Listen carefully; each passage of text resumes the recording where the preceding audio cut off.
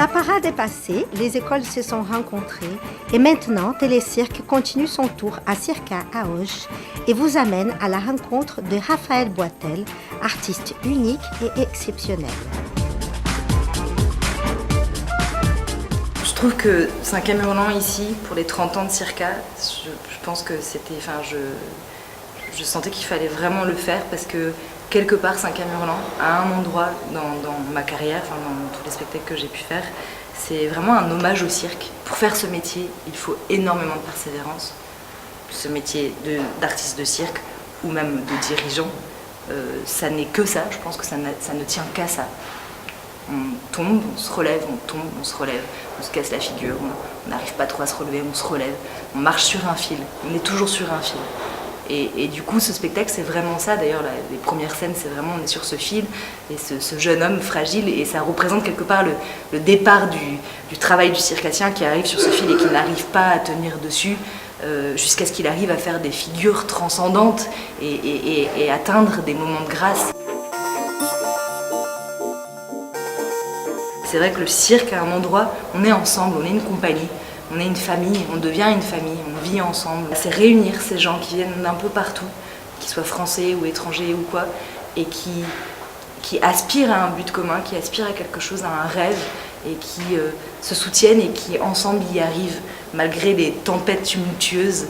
D'où le titre 5e Hurlant, qui vient un peu de 50e Hurlant. C'est un endroit dans la mer, entre la 50e et la 60e parallèle, qui est innavigable. C'est un peu comme une scène du spectacle où à un moment donné, il y a une jeune actrice, j'ai toujours du mal à dire actrice, performeuse, acrobate, danseuse, et qui à un moment donné se fait transporter.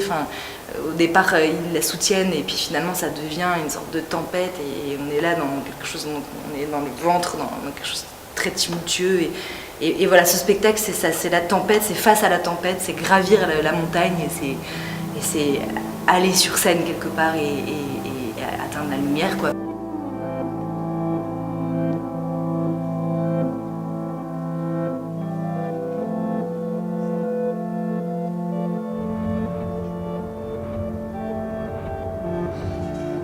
Le travail que je fais, c'est toujours compliqué de dire qu'est-ce que c'est vraiment.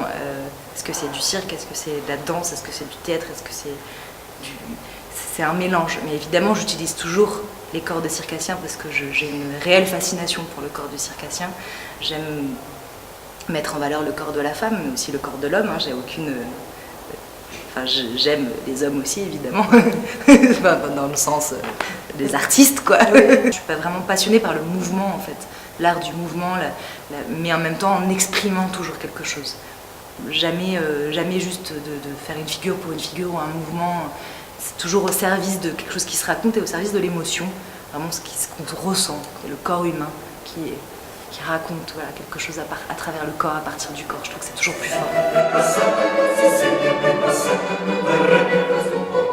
Franchement, j'ai beaucoup aimé, j'ai trouvé que le travail avec la lumière était vraiment super, que ça permettait de vraiment être au cœur de leur création artistique aussi. Il y avait beaucoup de choses super originales avec les cordes et les sangles et tout, franchement c'était super.